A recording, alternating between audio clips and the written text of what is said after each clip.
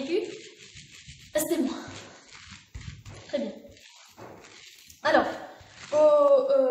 par exemple, en cas de l'insuffisance rénale, d'accord, chronique, on va trouver des troponines positives, d'accord. Pourquoi? Puisque l'état physiologique, il y a une petite nécrose, mais qui est une nécrose. Si vous voulez, c'est de l'apoptose physiologique, d'accord? Et tellement le dosage des troponines est sensible, d'accord, on va détecter cette petite quantité de troponines qui sont dues à l'apoptose physiologique, d'accord? Et dans le cas, pourquoi? Puisque dans le cas de l'insuffisance rénale chronique, vous savez que le rein est atteint, donc il ne fait pas l'excrétion comme il faut des substances. Donc cette petite apoptose physiologique, elle va donner un taux de troponine positif dans le sang, d'accord? Et donc comment faire la distinction? Si vous allez faire le dosage des troponines chez quelqu'un qui a une insuffisance rénale chronique, comment savoir il a des troponines positives? Comment savoir est-ce que c'est dû à l'insuffisance rénale chronique ou bien est-ce que c'est dû au syndrome coronaire chronique, au syndrome coronaire aigu? Donc, je vais vous dire.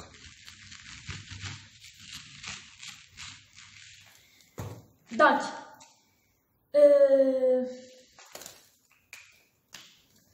pour faire la différence entre les troponines positives qui sont dues si vous voulez, non éliminées, dues à l'apoptose physiologique et non éliminées par le rein atteint dans le cadre de l'insuffisance rénale chronique, avec les troponines positives en cas de syndrome coronaire aigu, ce n'est que la cinétique des troponines. Ça veut dire quoi la cinétique des troponines? Ça veut dire la variation ou bien l'évolution de taux des troponines. C'est pour ça, plusieurs nuances, quand vous voyez, ils vont demander les troponines, premier dosage.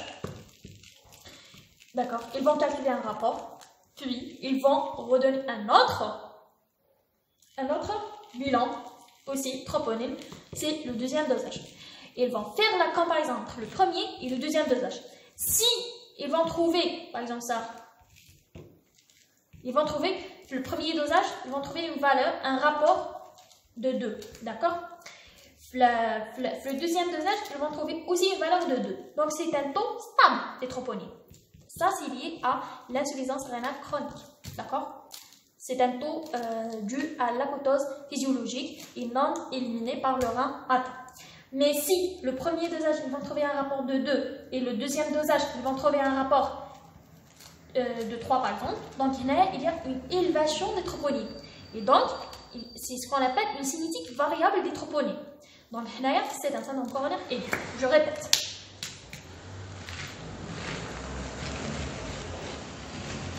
Donc, pour faire, je vais faire un plan, ce sera beaucoup plus facile. D'accord? Alors, troponine positive, ça veut dire quoi? Troponine positive, ça veut dire qu'il y a une nécrose myocardique. On ne sait pas l'origine. Est-ce que c'est de l'apoptose physiologique? Est-ce que l'origine est ischémique? Donc, en cas d'une insuffisance rénale chronique, le rein, il est atteint. Et il n'élimine pas, d'accord? Il ne fait pas l'excrétion car les troponines dues à l'apoptose physiologique, d'accord? À l'apoptose physiologique. Donc, on va trouver des troponines positives, d'accord? Troponines positives. Mais pour faire la distinction des troponines positives au cours de syndrome coronaire aigu, qu'est-ce qu'on va faire? On va faire, c'est ce qu'on appelle la cinétique des troponines. En cas, si vous allez, la cinétique, ça veut dire que vous allez demander plusieurs dosages, vous allez voir l'évolution de taux des troponines. Est-ce qu'il est en augmentation? Est-ce qu'il est stable? Est-ce qu'il est en diminution? S'il est stable, ce n'est que l'ERC, l'insuffisance rénale chronique. C'est des troponines, c'est le premier dosage, le deuxième dosage. C'est le taux est stable, ce n'est que l'insuffisance rénale chronique, c'est des troponines qui sont liées à l'apoptose physiologique. Point barre. Donc, vous allez éliminer le syndrome coronaire, vous allez éliminer la nécrose, pas de nécrose, d'accord? Bon, maintenant, si vous allez trouver une augmentation des taux de troponine, d'accord? Non, ce n'est pas une insuffisance rénale chronique, c'est un syndrome coronaire aigu. avec une ischémie ou bien une nécrose qui a fait les troponines, qui a donné les troponines positives. D'accord? Quoi que ce soit, en augmentation ou bien une diminution.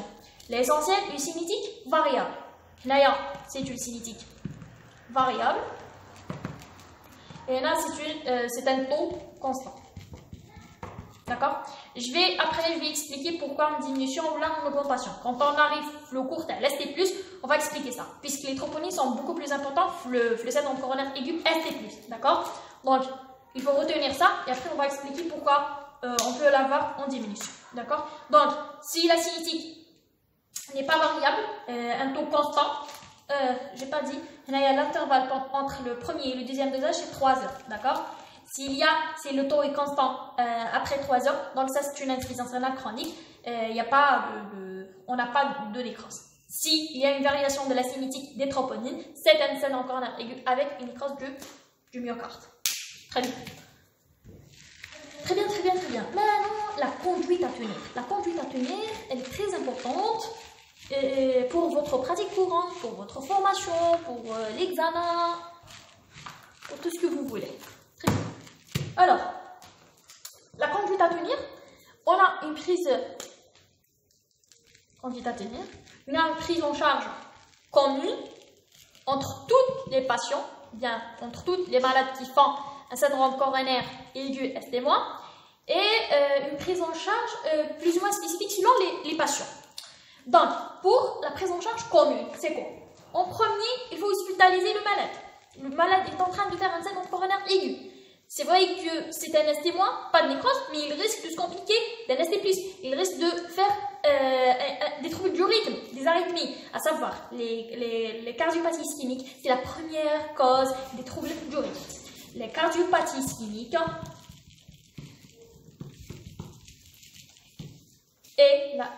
sont la première cause des arythmies. D'accord? Qui dit arythmie dit arrêt cardiaque. Imaginez une fibrillation ventriculaire, ça, il faut choquer le patient, sinon il va décider. D'accord? On peut le récupérer, mais bon, il y a un risque de mortalité élevé. D'accord? Donc, vous devez hospitaliser le patient dans une unité de soins intensifs. D'accord? Unité de soins intensifs, USIC. Très bien. Et vous devez mettre une voie d'abord sanguine, d'accord? Avec monitorage, ça veut dire scope, d'accord? Scope, il faut scoper le malade. Il faut avoir toutes les constantes hémodynamiques, la fréquence cardiaque, la tension artérielle, la fréquence respiratoire, la saturation et le CG en continu, puisque je vous ai dit depuis une minute, les cardiopathies ischémiques, c'est la première cause des arythmies. Donc il faut avoir un ECG. Et puis, oxygénothérapie si le patient est en train de désaturer. Et puis, vous devez lancer un bilan complet, d'accord? Un bilan complet avec les troponines, d'accord? Il ne faut pas oublier les troponines. Il faut demander les troponines puisque vous devez savoir l'état de votre patient, qui est en train de faire un N-STEMI ou bien un encore instable, pas plus, d'accord? Très bien. Maintenant, si pour les antalgiques, ça c'est une notion à savoir, et ils peuvent donner des antalgiques. Très bien. Si le patient est en train de faire un syndrome coronaire aigu, ST-, vous devez donner des antalgiques. Vous devez stabiliser avec la douleur, d'accord? Puisque le patient devient anxieux et comme ça. Donc, vous devez donner des antalgiques. Mais si le patient est en train de faire un ST+, d'accord? On ne donne pas des antalgiques.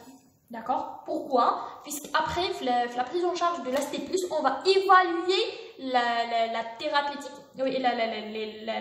qu'on a donnée selon la disparition de la douleur. S'il y a une disparition de la douleur, on va dire que voilà, on a arrivé à revasculariser. Si la douleur ne cède pas, donc on dit qu'il y a un échec. Donc, au cours avec Dr. Rezouk, s'il y a un ST+, on ne doit pas donner des antalgiques. Et si c'est un ST-, comme dans ce cas-là, on va donner des antalgiques. D'accord? Très bien. Ça, c'est la prise en charge commune à tout le monde. D'accord? Maintenant, on va commencer à... Donc, on peut la résumer dans 3 lettres. D'accord? C, Tout cela, c'est mise en condition, si vous voulez. Mise en condition avec la demande des différents bilans. D'accord? Et n'oubliez pas de couper le patient. Donc, on y fait la conduite à tenir. La prise en charge commune, c'est la mise en condition. Hospitaliser le patient, scoper le malade, faire des bilans, demander des bilans et donner un traitement oncologique. Maintenant, on va parler de traitement médical.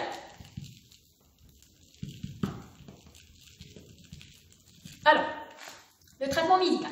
Selon la physiopathologie, on va savoir le traitement médical.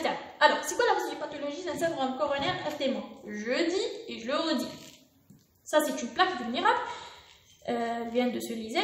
Ça, c'est une rupture. Les anneaux de l'endothélium, agrégation plaquitaire avec un thrombus. Donc, il y a une agrégation plaquitaire. Il faut donner des anti-agrégants plaquitaires. Anti-agrégants plaquitaires. Des lipides, il faut donner des statines. Un thrombus, donc il faut donner des anticoagulants. On a une coagulation, donc il faut donner des anticoagulants. Très bien. Donc, on va donner un traitement anti-ischémique. Il faut un thrombus fibrocréorique. Donc, il faut donner des anticoagulants et des anti-agrégants. On va commencer par les anticoagulants. Très bien. Voilà. Je vais passer comme ça. On va voir l'espace. Très bien.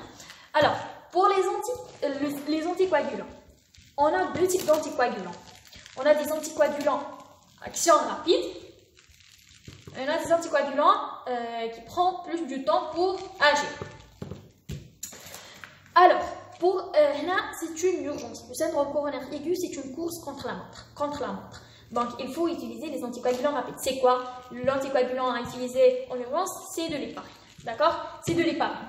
Il faut utiliser l'héparine fractionnée en subcutané. D'accord? C'est le traitement anticoagulant.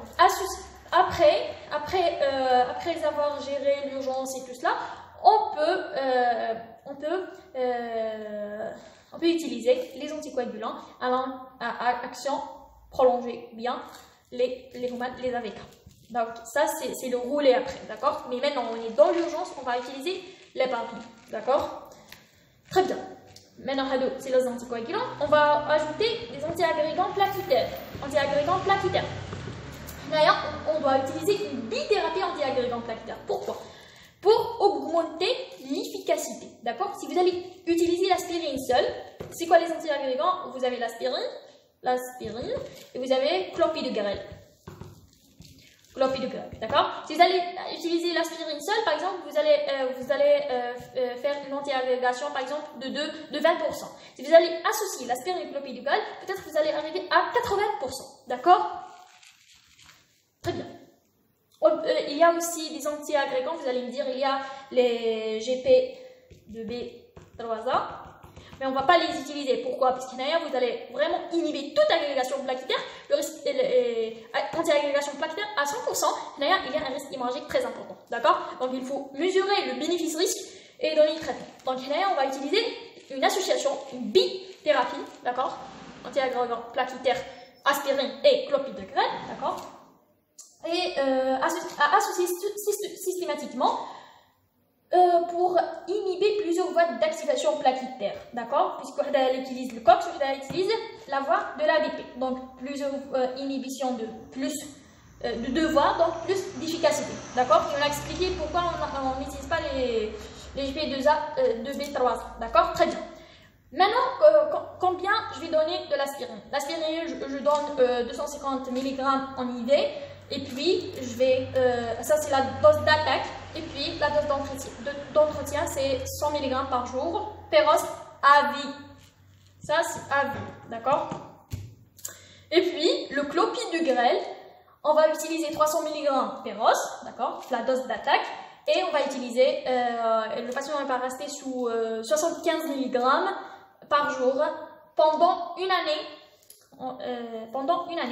Il va l'arrêter. Il va rester seulement sous aspirine. D'accord? Donc, pour les antiagrégants plaquitaires, on va utiliser une association. D'accord? On va utiliser une association. Il y a aspirine. On a une dose d'attaque. il y a 250 mg en IV, d'accord.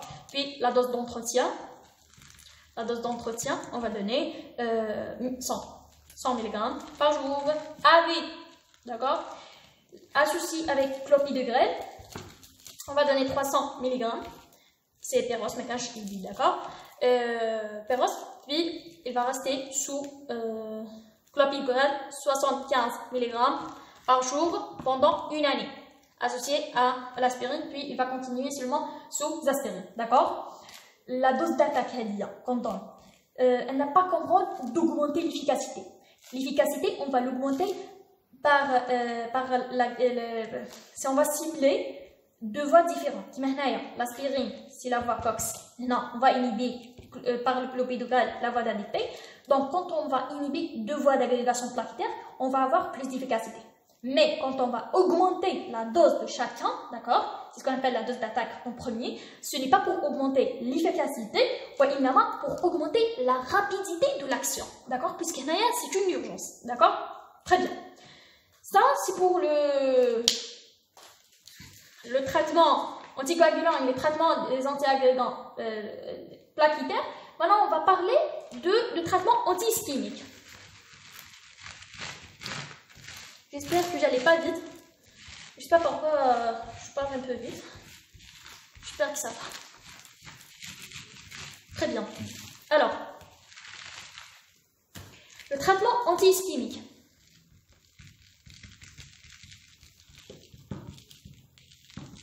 On va donner des bêta-glucans.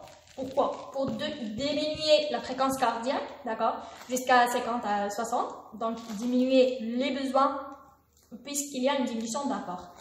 Et si ça ne donne pas, on va donner, ou bien on va associer les dérivés nitrés. Les dérivés nitrés, on y va, et selon la dose dépend de la tolérance tensionnelle. Vous avez excès tensionnel, donc vous avez excès des vasodilatateurs, donc il y a un risque d'hypotension, donc vous devez faire une surveillance, vous allez faire des prises des chiffres tensionnels. Si le patient est en train de tolérer, d'accord, il faut maintenir avec la dose, d'accord. Maintenant, ça c'est le traitement anti-ischémique. Il y a aussi une prévention de récidive. De récidive de quoi? Du syndrome coronaire aigu. Le patient est en train de faire un syndrome coronaire aigu et il risque de récidiver. Donc, il faut faire une prévention de la récidive. C'est quoi la prévention de la récidive? C'est de donner des statines précocement et à forte dose. Il faut donner 80 mg par jour, d'accord? Il faut donner 80 mg par jour, puisque les statines ont un effet de stabilisation des plaques d'adhérents, d'accord? Très bien. Après, quand on va suivre la prise en charge, ça c'est les premières mesures à faire devant tout syndrome coronaire aigu, d'accord? Maintenant, quelle est la suite de la prise en charge? Donc, jusqu'à présent, qu'est-ce qu'on a fait? Je résume. En premier, c'est la mise en condition du patient. Après, hospitaliser le patient, mettre en condition, scoper le malade, prendre toutes les constantes hémodynamiques, demander les bilans et surtout demander les troponines, donner des antalgiques, d'accord? Et puis, on a donné un traitement anti-agrégant plaquettaire, une bithérapie, aspirine et clopidogrel et un traitement anticoagulant, d'accord? Donc, à base de l'héparine. Traitement anticoagulant avec traitement anti-agrégant, aspirine avec clopidogrel, d'accord. Et puis on a donné un traitement anti-ischémique, des bêta-glucans. Si ça ne donne pas, on donne des dérivés nitrés. Ça c'est le traitement anti-ischémique. Jusqu'à présent, c'est simple, d'accord. Avec la prévention du syndrome coronaire de récidive, d'accord. Prévention de récidive. Et on a donné quoi? Des statines. D'accord? Très bien. Maintenant, quelle est la suite de la prise en charge? Alors, il faut... Hadi, elle varie selon les facteurs de risque. Ça veut dire Hadi, elle est commune, mais la suite dépend du patient. dépend des facteurs de risque qui portent chaque malade. Donc, chaque malade, comment on va le gérer, d'accord? Le but, c'est quoi? C'est de faire disparaître le caillou subocclusif qui est responsable de l'ST+. Avec une plaque sur laquelle il y a un thrombus, d'accord? Les antiagrégants et il y a certains qui disent que voilà, vous allez donner des antiagrégants et des anticoagulants. Pourquoi? Faire une angioplastie ou bien un traitement mécanique pour faire disparaître le thrombus. Non, ces traitements ne vont pas faire disparaître le thrombus, d'accord? Ils vont inhiber d'autres phénomènes. Mais pour faire disparaître le thrombus, il faut aller agir d'une façon mécanique ou bien il faut faire une angioplastie, d'accord? Puisque c'est vrai que l'angioplastie c'est un traitement invasif. Et donc, comment savoir est-ce que ce patient doit faire une angioplastie ou non? C'est selon les facteurs de risque. On va expliquer. Alors, très bien. Comment choisir? Il faut mesurer le bénéfice-risque et faire choisir les malades. Par exemple, si vous avez un patient qui est en train de faire un ST-, des troponines sont négatives, la douleur elle est peu intense, donc c'est un syndrome coronaire aigu, ST- gentil. Le traitement médical normalement suffira, d'accord? Puisque l'angioplastie va augmenter le risque, c'est une méthode invasive sans avoir de bénéfices importants. Donc, d'ailleurs, il faut toujours mesurer le bénéfice-risque pour faire une angioplastie ou pour ne pas faire, d'accord? Imaginez un autre patient, je vais écrire, je crois que vous allez assimiler mieux.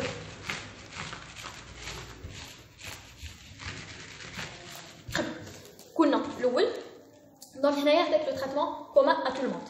Maintenant, le traitement dépend des facteurs de risque. Je disais, à la banabilité, c'est une efficacité 100%. Par quoi? Par angioplastie. Ça veut dire traitement angioplastie ou bien pontage. Hein. Toujours, quand je parle de ça, pontage. Ça veut dire aller traiter mécaniquement. Traitement mécanique. D'accord? Donc, ça c'est un traitement invasif. Donc, il faut mesurer le bénéfice-risque pour savoir est-ce qu'on doit faire ou non cette angioplastie. Très bien.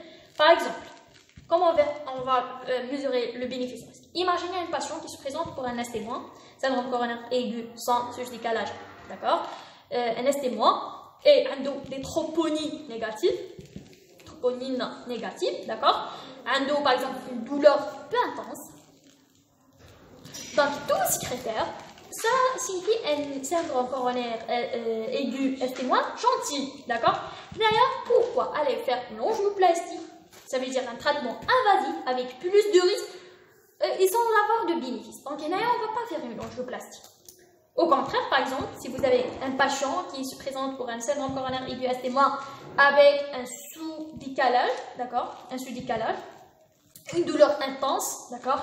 Douleur intense, c'est vrai qu'il y a plus de risques avec l'angioplastie, d'accord? Mais l'angioplastie importe plus de bénéfices que le risque. D'ailleurs, c'est l'intérêt de faire l'angioplastie, d'accord?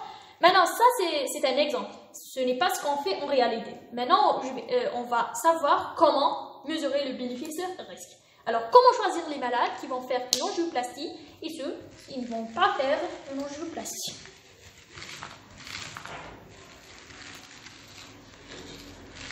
Très bien.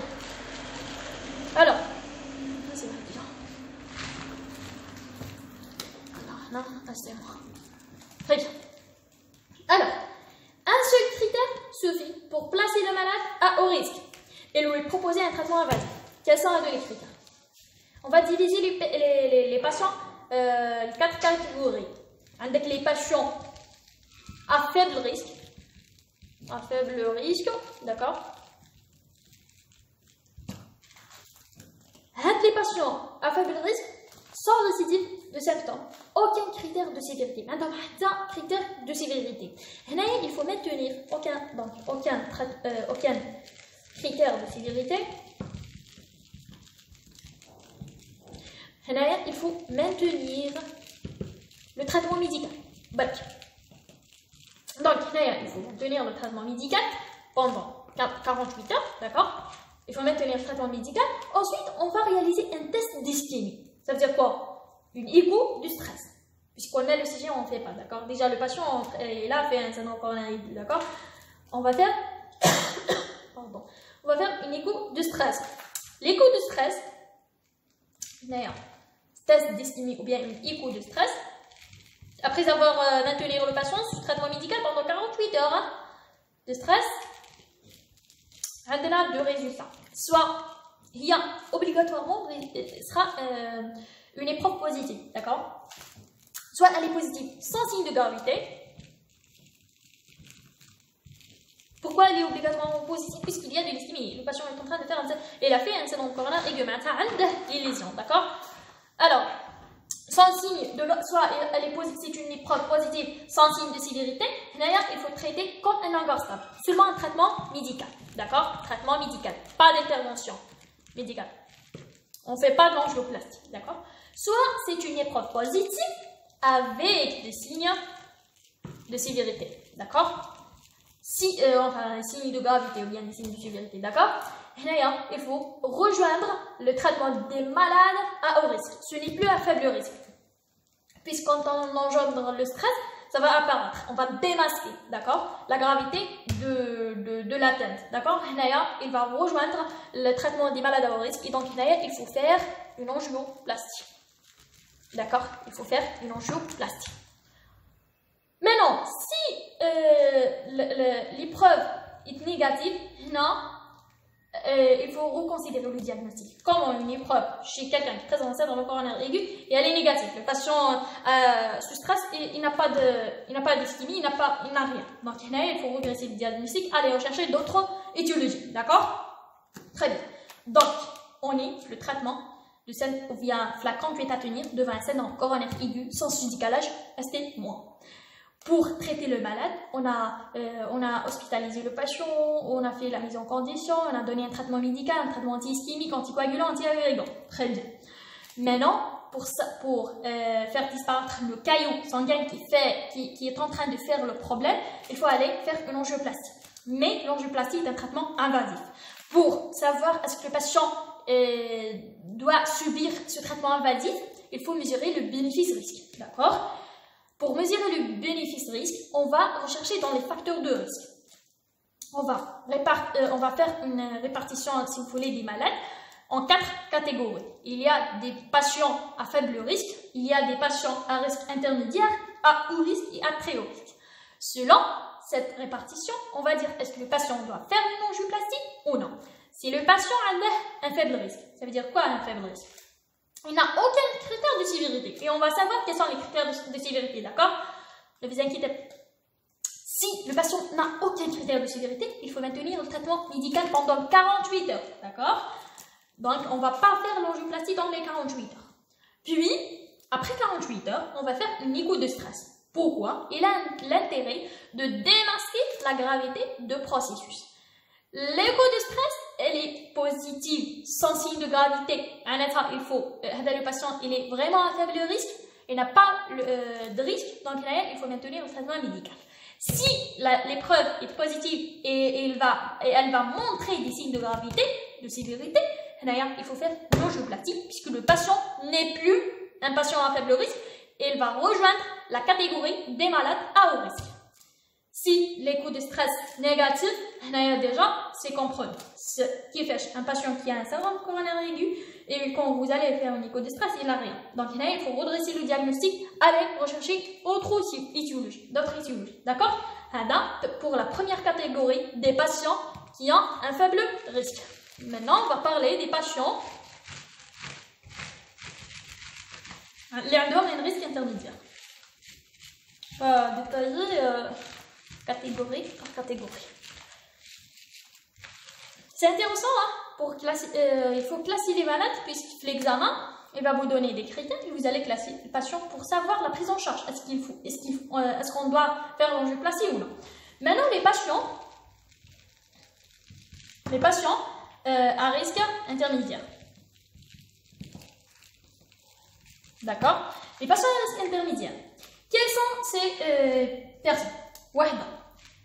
Si le patient a des symptômes récurrents, donc la récurrence des symptômes, d'accord?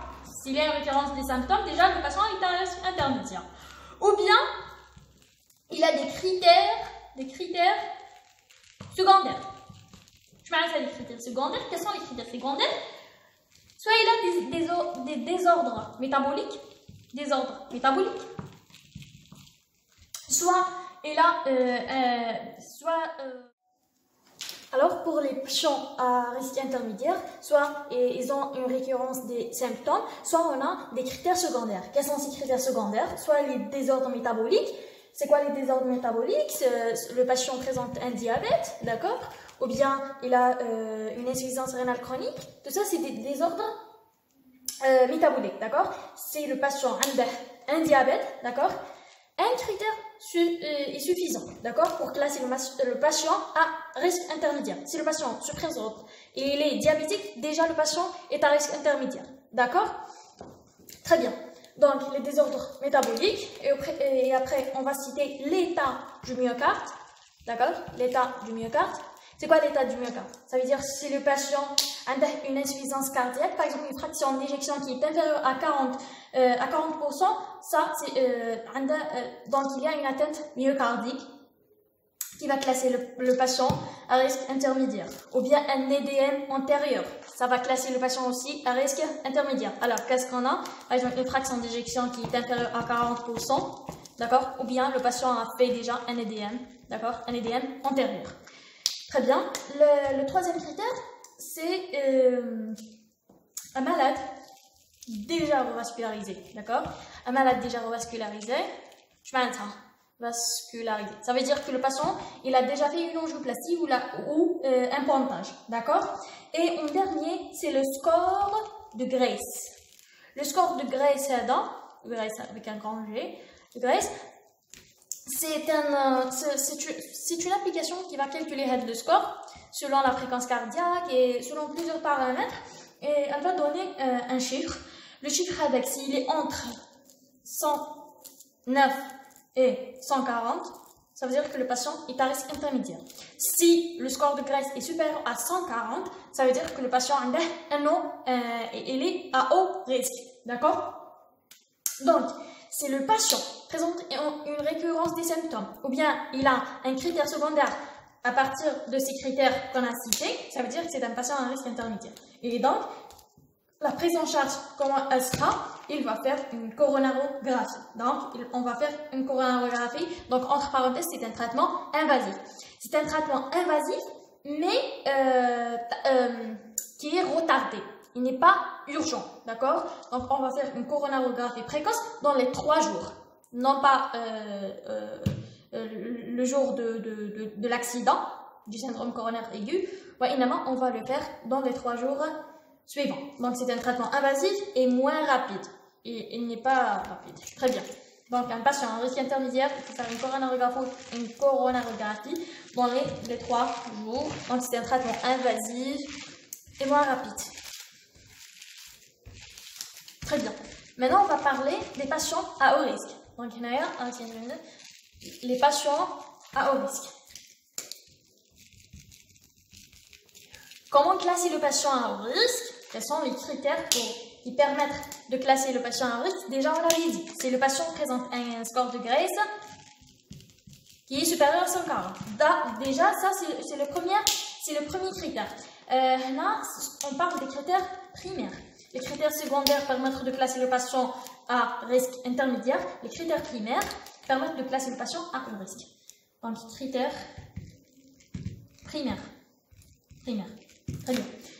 Ça, c'est le premier critère. Un Grace supérieur à 140. Le deuxième critère, c'est un critère biologique. C'est des troponines. C'est la cinétique des troponines avec troponine. Soit une élévation ou bien une baisse très importante, d'accord? Donc, des variations importantes des troponines. Après, les modifications dynamiques du segment ST. Ça, c'est un critère électrique, d'accord? Ça, c'est un critère électrique. S'il y a des modifications du segment ST, là, le patient est à haut risque. Soit dynamique ST ou bien de l'onde T. Je vais expliquer ça. Quelles sont les modifications dynamiques de l'ST? Ça veut dire que si vous allez recevoir un patient qui présente un syndrome coronaire aigu, d'accord, vous allez faire un ECG, par exemple, vous allez trouver qu'il a, par exemple, des ondes T négatives. C'est un syndrome coronaire aigu avec, c'est un syndrome coronaire aigu sans sous-décalage, puisqu'on n'a pas de sous-décalage, ST- avec des T négatifs. Après, le patient, il va faire un cas, vous allez refaire un ECG pour un autre épisode de l'euro, vous allez trouver un sous-décalage. Donc, il y a une modification électrique. Comme ça, par exemple, comme ça. Donc, il y a un sous-décalage, un T négatif ou un sous-décalage. Ça, c'est une modification. S'il y a une modification de l'ECG, ça va permettre de classer le patient à haut risque. D'accord? Très bien. Et quand je dis ça, imaginez un patient, le patient, un syndrome coronaire aigu, et à l'ECG, on a des T négatifs. Si après vous allez refaire un ECG, vous allez le trouver normal, ça aussi c'est une modification de l'ECG. Et ça signe la sévérité. Malgré que c'est un ECG normal, mais ça signe la sévérité puisque c'est une variation électrique. D'accord? Donc une variation électrique, quoi que ce soit, si vous vous rappelez, quand on avait parlé des signes électriques d'un syndrome coronaire aigu sans sous-décalage, on avait dit soit c'est un ECG normal, soit c'est des ondes T négatives, soit c'est un sous-décalage,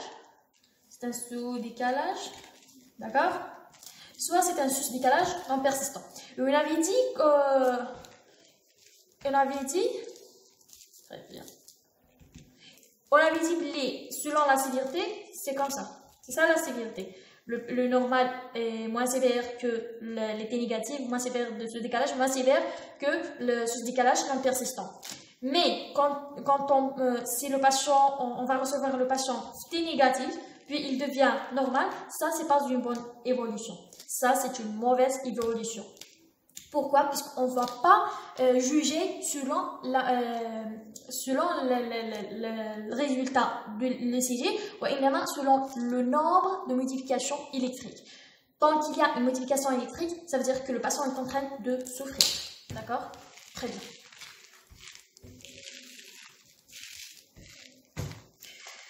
Donc, une modification dynamique du segment ST ou bien de l'onde T, donc une modification électrique, va permettre de classer le patient à un risque. Et on avait parlé du score, des troponines, donc il commencera un de ces critères est suffisant, d'accord? Donc le traitement est une coronarographie précoce dans les 24 heures. D'accord? Dans les 24 heures. Donc, c'est un traitement invasif et plus rapide par rapport aux patients à risque intermédiaire. D'accord? Très bien. Maintenant, on va voir quelle est la prise en charge des patients à très haut risque. Très bien. Alors, pour les patients à très haut risque,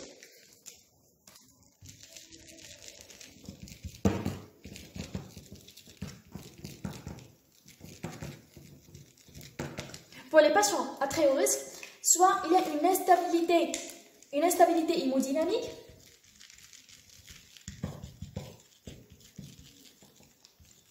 ça veut dire, par exemple, imaginez que le patient est en train de faire un choc cardiogénique puisqu'il a fait un infarctus et il a fait une insuffisance cardiaque lors de ce syndrome coronaire aigu. Donc, il faut traiter le patient. On ne va pas garder le patient. Ou bien une instabilité rythmique.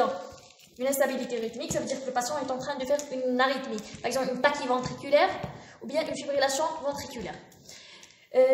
Par exemple, il y a une instabilité électrique. Une instabilité électrique, ça veut dire qu'il y a une variation du segment ST ou bien de l'onde T, mais là, on a deux modifications. Imaginez le patient, ça veut dire quoi deux modifications électriques? Par exemple, vous allez recevoir le patient pour une douleur thoracique, vous avez posé le diagnostic syndrome coronaire aigu, vous faites un ECG, vous trouvez ça. Par exemple, un ECG normal. Ouais, un ECG normal. Donc, il n'y a pas de sous-décalage, donc pas de ST+, c'est un ST-. C'est un syndrome coronaire aigu, ST-. On avait dit, si on ne va pas trouver le sous-décalage, c'est un ST-. Quoi que ce soit, normal, T négatif, sous-décalage, c'est un ST-. on avait dit normalement on garde le scope, sinon on fait des ECG, plusieurs ECG, surtout à chaque épisode de l'euro. Le patient est hospitalisé, vous allez lui dire, à chaque fois vous allez ressentir la douleur, appelez-nous. Donc vous allez faire, le patient a ressenti une douleur, il vous a appelé, vous faites un ECG, vous trouvez ça. Maintenant, comme ça. Des T négatifs. Donc il y a une variation électrique, d'accord, un changement électrique. Ça c'est la première variation. Et donc le patient est classé à haut risque. On avait dit une variation électrique, donc le patient est placé à haut risque. Après, un autre épisode, et vous allez faire une autre douleur, vous allez faire un autre ECG, maintenant vous allez trouver un sous-décalage. Comme ça, un sous-décalage. Et donc là, un sous-décalage, ça c'est la deuxième variation électrique, donc le patient est classé à très haut risque. C'est un patient à très haut risque. C'est ce qu'on appelle modification électrique, d'accord? Très bien. Ou bien, si le patient, donc instabilité rythmique, instabilité électrique,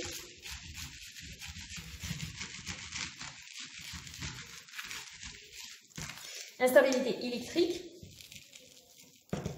très bien, ou bien une instabilité clinique. Ça veut dire quoi clinique? Ça veut dire que par exemple, on a un engorge résistant ou bien réfractaire et qui persiste malgré le traitement. Voilà, donc instabilité hémodynamique, instabilité rythmique, instabilité électrique, instabilité clinique et en dernier, un sus-décalage non persistant. Le fait d'avoir à l'ECG non persistant, le fait d'avoir à l'ECG un sous-décalage non persistant, c'est le patient est classé d'emblée dans la catégorie des patients à très haut risque.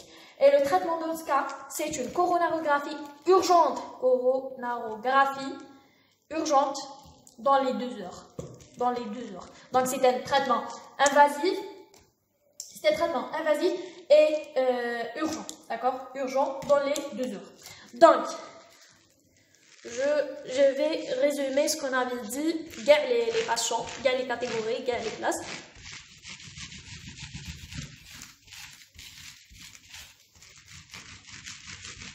Très bien. Alors, si le patient a un très haut risque, je vais commencer dès la fin. Un très haut risque. Donc, c'est un malade instable. On avait dit instabilité rythmique, instabilité électrique, instabilité hémodynamique, instabilité clinique, ou bien un sous-décalage non persistant. Si vous voulez, entre parenthèses, instable. Très bien. Donc, il faut faire un traitement invasif et très rapide. Machine très rapide, urgent, d'accord? C'est une coronarographie dans les 12 heures. Même quand c'est urgente. C'est urgent, d'accord? Si le patient est classé à haut risque. Ça veut dire quoi à haut risque? Donc, c'est un syndrome coronaire aigu sévère. Sévère, il a un score de Graves supérieur à 140, il a des troponines avec des variations très importantes, soit une baisse des troponines très importante ou bien une élévation, quoi que ce soit, ou bien il a une modification dynamique de l'ECG. Donc il faut faire un traitement invasif et plus rapide. C'est une coronaro dans les 24 heures. Très bien. Maintenant, si le patient présente un risque intermédiaire, si le patient présente des comorbidités. Rappelez-vous quand on a parlé des critères secondaires comme les désordres métaboliques, le diabète, l'insuffisance rénale chronique, et on avait parlé de l'état de myocarde si le patient a fait déjà un EDM, d'accord, un EDM antérieur, ou bien qu'il présente une fraction d'éjection basse, par exemple inférieure à 40%, ou bien le patient il a déjà fait une angioplastie ou bien un pontage, ou bien le patient présente un Graves qui est entre 109 et 140, d'accord? Ça va permettre de classer le patient à risque intermédiaire, ça veut dire qu'il a des comorbidités, et là, le traitement est invasif, mais il n'est pas urgent. On fait une coronarographie dans les 3 jours, d'accord? Voilà. C'est ça. Donc, pour classer le patient à un risque intermédiaire, c'est les comorbidités. Pour classer le patient à un risque, c'est un syndrome coronaire aigu sévère, c'est les critères primaires. Variation des troponines très importante, ou bien variation électrique, ou bien un Graves supérieur à 140. Et les patients à très haut risque, ça veut dire qu'il y a une instabilité, quoi que ce soit, hémodynamique avec un choc, hypotension, etc. Ou bien le patient a décompensé, d'accord, à cause du syndrome coronaire aigu, ou bien une instabilité électrique, par exemple, ou bien rythmique. Le patient est en train de faire une FV, vous allez choquer le patient, après vous allez l'envoyer pour faire une coronarographie dans les 2 heures. D'accord? Voilà. Donc, on va donner un exemple. On va donner un exemple pour bien comprendre. Je crois que je ne vais pas effacer pour répondre. D'accord? Alors, l'exemple, par exemple, imaginez un malade diabétique stable et il n'a pas de changement électrique, scoré de 109 à 140. Ça veut dire un Graves qui est entre 109 et 140. Donc là, on est dans un risque intermédiaire. Pourquoi? Parce qu'il a une comorbidité. Déjà, il a un diabète. Le score de Graves, est-ce qu'il est supérieur à 140? Non, il est inférieur à 140. Donc très bien, on est toujours sur le risque intermédiaire. Le patient étant stable, d'accord? Donc c'est le risque intermédiaire. Donc vous allez lui dire, monsieur, on va vous hospitaliser.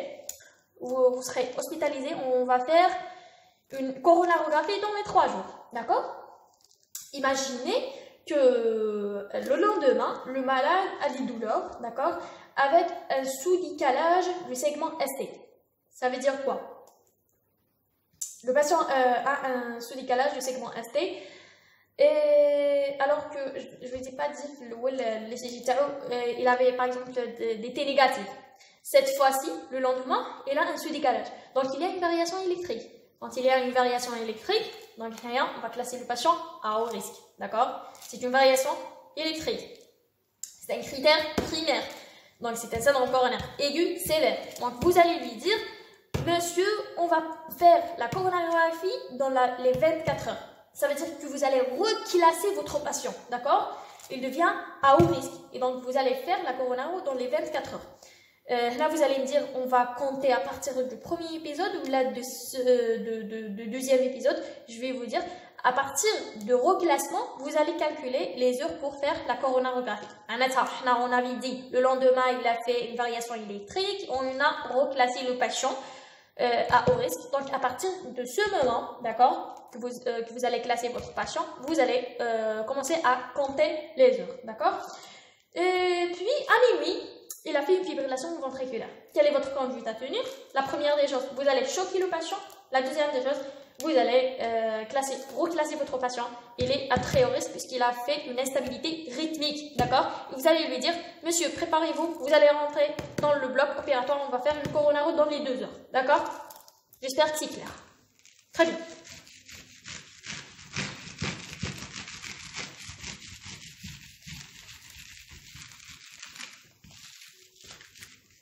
Très bien. Maintenant, on avait parlé de la conduite à tenir. J'aimerais bien résumer ça. On avait dit il y a une prise en charge commune à tout syndrome coronaire aigu. Donc, vous devez hospitaliser votre patient, puis mise en condition, d'accord, scoper votre patient et demander un bilan. N'oubliez pas de demander les troponines, donner un traitement antalgique. Puis, on commence le traitement médicamenteux.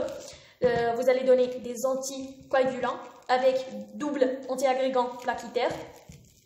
Vous allez donner un traitement anti-ischémique. Et vous allez donner un traitement préventif du syndrome coronaire préventif à titre de statine. Puis, vous allez classer votre patient pour décider est-ce que le patient doit subir une angioplastie ou non. Donc, classer le patient selon les différents critères qu'on a donnés. Et selon le risque du patient, on va décider est-ce qu'il va subir ou non l'angioplastie. S'il va faire une angioplastie, est-ce qu'elle doit être précoce ou non, dans quel délai. Voilà. Et on a terminé pour le traitement et la conduite à tenir devant un syndrome coronaire aigu, ST-. Donc c'est la conduite à tenir la plus longue pour moi, les cardiopathies ischémiques. Parce que vous allez classer le patient, vous allez le reclasser et tout cela. Maintenant, l'ordonnance de sortie. On avait arrivé à la fin. Donc, quelle est l'ordonnance de sortie?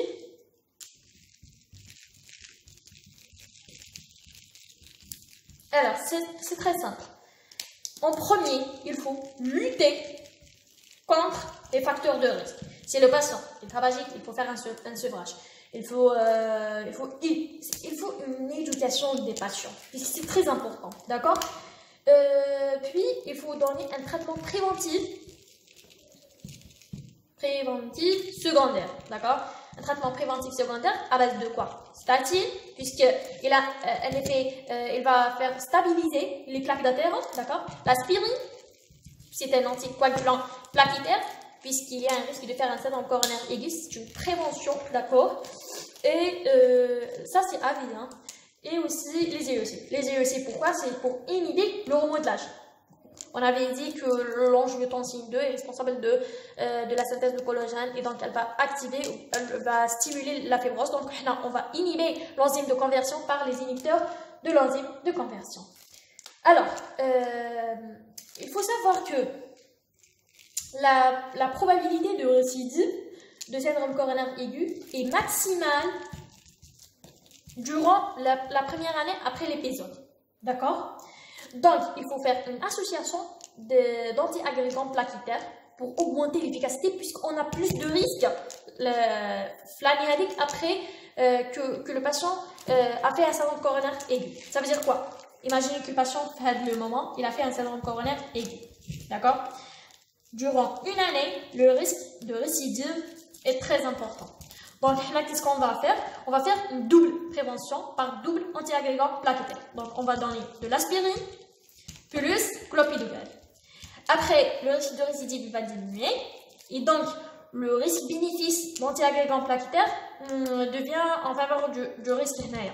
Donc il ne faut pas maintenir clopidogrel, aspirine à vie, mais à partir de cette année, qui sous aspirine clopidogrel, on va laisser seulement l'aspirine, puisque le risque hémorragique devient plus important au bénéfice. D'accord? Donc, pendant la première année, on va prendre double antiagrégant plaquettaire à base d'aspirine et clopidogrel. C'est une association. À partir de là, on va garder un seul. Soit vous voulez garder l'aspirine, soit vous voulez clopidogrel. Là, on garde l'aspirine puisqu'il est moins cher. Donc, voilà. Puis, voilà, c'est ça. C'est ça le traitement. Pour le traitement anti-ischémique, les bêta-bloquants et les dérivés nitrés, on peut donner comme on peut pas, c'est pas systématique, d'accord? On peut le donner, mais pas systématiquement, d'accord? Très bien. Donc, principalement, statine, aspirine, EEC et clopidogrel. Hado à vie. Ou Hada pendant une année. Et on a terminé le syndrome coronaire aigu sans ce décalage. Maintenant, on va passer vers le syndrome coronaire aigu avec ce décalage. Alors, on va faire ensemble le dernier chapitre des cardiopathie ischémique, qui est le syndrome coronaire avec ce décalage, ST+. D'accord? Donc, on va commencer, je vais vous présenter le plan. On va commencer par définir qu'est-ce qu'un syndrome coronaire aigu avec ce décalage.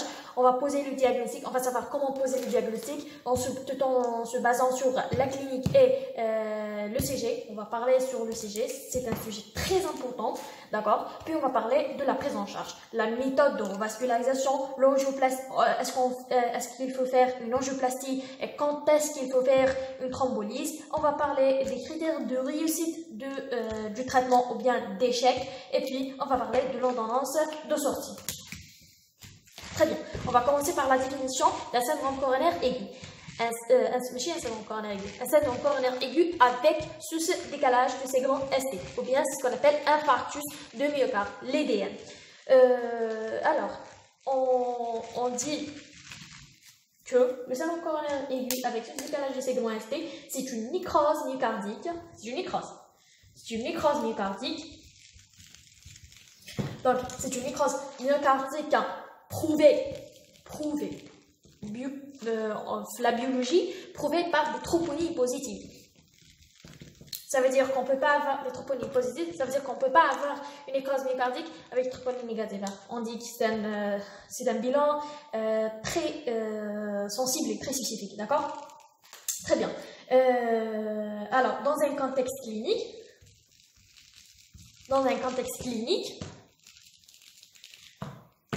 et électrique récent d'une ischémie myocardique. Alors, ça veut dire quoi? Je vais expliquer ça. Alors, c'est une nécrose myocardique. L'EDM, c'est une nécrose, c'est un infarctus, d'accord? Pourquoi? Puisque quand on parle d'un syndrome coronaire avec ce décalage, c'est quoi? Ça, c'est une artère coronaire. Il y a une plaque, d'accord? Il y a une plaque à ce niveau-là, sur laquelle il y a un thrombus totalement occlusif. Ça veut dire qu'il y a zéro débit, donc une nécrose en aval. Donc, c'est une nécrose myocardique prouvée par des troponines positives. Ça veut dire au bilan, vous allez demander troponines, vous allez tomber sur des troponines positives avec une cinétique variable. On avait dit, puisque la cinétique stable ne signifie pas un syndrome coronaire aigu. Ça, la cinétique stable des troponines, c'est l'insuffisance rénale chronique. Là, on a le syndrome coronaire aigu. Donc, vous allez trouver des troponines en élévation ou des troponines en diminution. C'est en faveur, d'accord? Dans un contexte clinique, quel est le contexte clinique du syndrome coronaire aigu? C'est la douleur thoracique. La douleur thoracique qui a changé l'un de ses critères, soit c'est une douleur qui survient au repos, elle ne cède pas à la trinitrine, ou bien, pourquoi elle ne cède pas à la trinitrine? Je m'explique. Si la physiopathologie, qu'il y a une plaque d'athérome sur laquelle il y a un thrombus totalement occlusif, si vous allez donner de la trinitrine, l'artère est complètement bouchée. Même si vous allez faire une dilatation, rien ne passe, d'accord? Rien ne passe, d'accord? Très bien. C'est pour ça qu'elle ne cède pas à la trinitrine. Très bien. Dans un contexte clinique, on avait dit que c'est la douleur thoracique et électrique. Électrique, c'est quoi? C'est le sus-décalage, d'accord? C'est le sus-décalage. Récent puisque c'est une médication électrique. Récente, puisque parfois le patient peut avoir des troubles de repolarisation, mais le patient n'a pas de douleur, le patient étant bien normal, vous allez faire le CG, vous allez trouver par exemple troubles de repolarisation, vous allez dire, oh ça c'est un syndrome coronaire aigu, alors que non, on demande des troubles électriques récents, d'une ischémie myocardique, d'accord? C'est ça la définition d'un syndrome coronaire aigu avec ce décalage. Donc il y a des éléments électriques, il y a des éléments biologiques, et après avoir bien sûr la clinique. Très bien. Maintenant, on va passer au diagnostic. On va savoir comment poser le diagnostic du syndrome coronaire aigu avec ce décalage. Alors, le diagnostic, c'est le diagnostic le plus facile dans la médecine. Pourquoi? Alors, le diagnostic du syndrome coronaire aigu avec ce décalage repose sur deux critères, deux éléments. Le premier élément, c'est la clinique. C'est quoi la clinique? C'est une douleur thoracique. C'est une douleur thoracique qui a changé l'un de ses critères. Par exemple, elle survient, généralement, elle survient au repos. D'accord? Au repos. Elle dure plus de 30 minutes. Au repos et elle ne disparaîtra pas. Plus de 30 minutes, d'accord? Elle ne cède pas à la trinitrine, elle résiste à la trinitrine. Et elle ne cède pas, Alors, pour le diagnostic de syndrome coronaire aigu, on a deux éléments. On a la clinique et on a aussi le CG, d'accord? La clinique, ce n'est que la douleur thoracique qui a changé l'un de ses critères. Elle survient au repos, elle dure plus de 30 minutes, elle ne cède pas, d'accord? Maintenant, pour le CG, c'est un sus-décalage, d'accord? C'est un sus-décalage du segment ST. Ou bien, on peut poser le diagnostic d'un syndrome coronaire aigu. Ça veut dire un patient qui vient pour une douleur thoracique et tout cela, au repos. Et quand vous faites un ECG, vous n'allez pas trouver un sus-décalage, mais vous allez trouver un bloc de branche. Un bloc de branche. Généralement un bloc de branche gauche. Donc, quand on trouve un bloc de branche gauche récent, d'accord, récent, Comment savoir qu'il est récent ou non? Il faut demander à un ECG antérieur. Il faut demander à un ECG ancien. Si vous allez trouver sur le ECG ancien le BBG, ça veut dire que c'est un BBG ancien. C'est pas un syndrome coronaire aigu. Mais si vous allez trouver que le BBG avec il est récent, donc vous pouvez poser le diagnostic du syndrome coronaire aigu. Donc ça, c'est entre parenthèses. Donc le diagnostic est très simple. C'est une clinique de l'orthoracique, ECG, sus-décalage. Ça, si vous avez une clinique de l'orthoracique à l'ECG, vous allez trouver un sus-décalage. On va parler après des critères. Quels sont les critères pour parler d'un sus-décalage, un vrai sus-décalage? Ça veut dire l'amplitude, les territoires, etc. Vous devez savoir que ce patient doit être revascularisé en urgence. D'accord? Et il faut revasculariser le patient en urgence sans attendre d'autres explorations. Il ne faut rien faire. Directement, vous avez posé le diagnostic et vous devez traiter votre patient. Maintenant, on va parler pour la clinique. La douleur. La douleur thoracique, c'est une douleur qui vient au repos, qui ne cède pas à la trimétrie, qu'elle dure plus de 30 minutes. Voilà. Maintenant, quelles sont les caractéristiques du sus-décalage? D'accord? On va parler des critères qui nous permettent de dire, voilà, ça c'est un sus-décalage d'un syndrome coronaire aigu. Puisqu'il y a d'autres maladies qui peuvent donner un sus-décalage. Donc on doit savoir distinguer l'origine ischémique du sus-décalage. Très bien. Maintenant, le sus-décalage, dans le cas de syndrome coronaire aigu ST+, comment il doit être? En premier, on va parler de l'amplitude. C'est avec le sus-décalage si vous voulez, d'accord? Il faut avoir au moins 2 mm en précordial, dans les dérivations précordiales, ça veut dire V1, V2, V3, etc. D'accord? Et au moins 1 mm dans les dérivations périphériques. Ça veut dire D1, D2, D3, AVF, AVR, AVL. D'accord? Pour parler d'un syndrome coronaire, d'un sus-décalage significatif, si vous voulez. Et puis, il faut avoir le sus-décalage dans 2 dérivations contiguës. Dans 2 dérivations contiguës. Ça veut dire quoi contiguë? Ça veut dire, ça c'est un cœur. Si vous avez une ischémie à ce niveau-là, donc les variations électriques seront dans les dérivations Hadoma qui sont en face ce problème-là.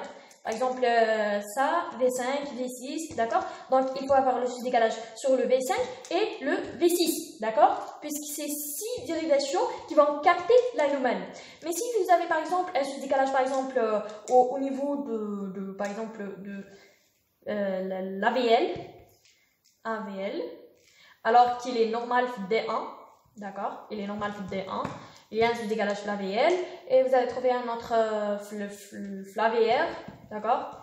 Vous n'avez pas de dérivation quantique. Donc pour parler d'un sus-décalage qui nous permettre de poser le diagnostic, il faut quand même avoir le sus-décalage dans 2 dérivations contiguës, d'accord? Qui appartient au même territoire. Ça veut dire que vous allez dire, ah voilà, ça c'est, par exemple, c'est V5, V6, vous allez dire, c'est le territoire latéral qui est atteint. C'est d'où l'intérêt de savoir l'anatomie pour trouver l'artère coupable. Donc, dans la partie, si vous allez dire la partie antérieure, par exemple, vous allez dire probablement c'est l'uvia qui est atteinte. D'accord? Très bien. Maintenant, on a fait les critères. C'est le sus-décalage. Donc, on avait dit au moins 2 mm dans les précordiales, au moins 1 mm dans les dérivations périphériques et au moins dans les dérivations contiguës. Et puis, il faut que le sus-décalage soit persistant. D'accord? Persistant, au moins 20 minutes. Donc, vous allez me dire, d'un côté, on est en train de dire qu'il faut diagnostiquer précocement le syndrome coronaire aigu ST+, puisque ça, c'est une course contre la montre. Il y a du myocarde qui est en train de se nécroser. Donc, comment on va attendre 20 minutes pour dire au patient, ah, attendez 20 minutes, on va confirmer que vous êtes en train de faire un EDM. Non, pour dire qu'il y a un sus-décalage persistant pendant 20 minutes, ça veut dire que le patient a 20 minutes qu'il a commencé de faire la douleur, d'accord? Donc, si la douleur a 20 minutes, ça veut dire que c'est un décalage persistant, d'accord? On ne va pas attendre, d'accord? Puis, le dernier critère, c'est un décalage convexe, d'accord? Ça veut dire quoi? Ça veut dire c'est l'aspect du décalage. Je vais vous expliquer. Il y a plusieurs maladies qui peuvent donner un décalage. Enfin, par exemple, la péricardite. La péricardite donne un décalage concave. Le syndrome coronaire aigu donne un décalage convexe. Je m'explique. Alors, pour le syndrome coronaire aigu,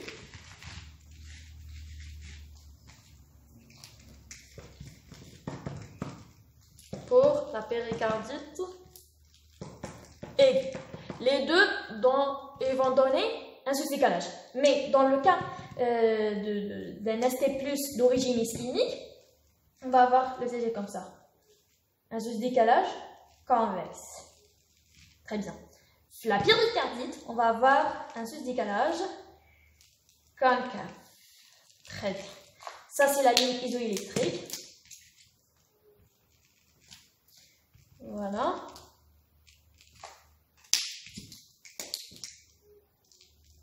Très bien. Et non, comment ça va? Est-ce que c'est un décalage convexe ou bien un décalage concave?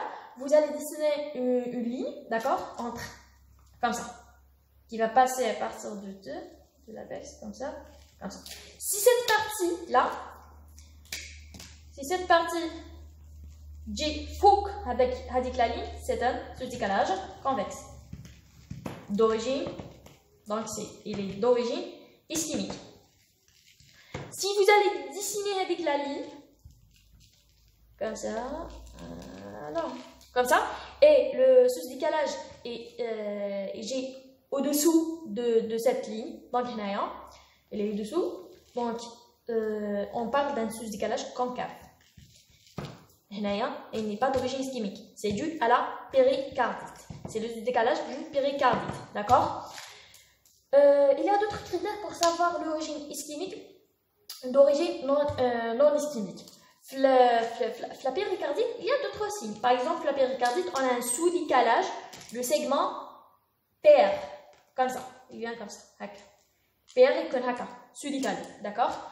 Le sous-décalage en cas de péricardite, tant que le péricarde il va entoure tout le cœur, donc quand il y a une inflammation du péricarde, donc la péricardite, ça donne des signes électriques dans toutes les dérivations. Ça veut dire que le sous-décalage il est diffus. Dès les dérivations, vous allez trouver des sous-décalages. Alors que l'origine ischémique, non. L'origine ischémique, c'est le territoire atteint seulement qui va donner le sous-décalage qui est convexe. D'accord?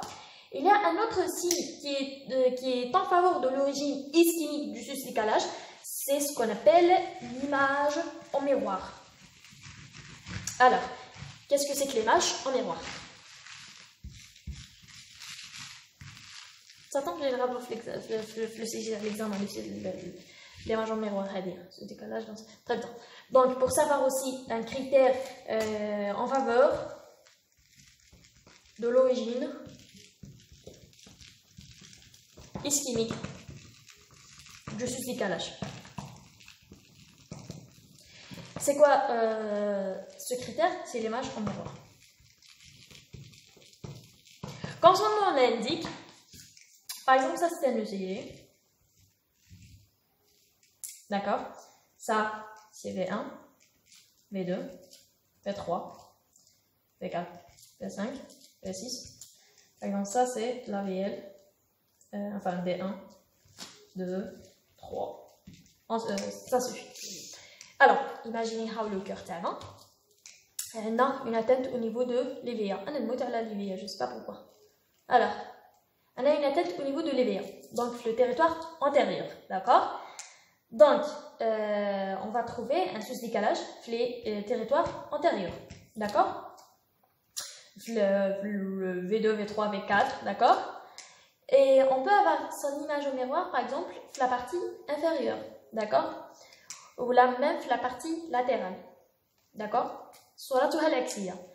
Quelle est l'image au miroir d'un sous-décalage? C'est un sous-décalage.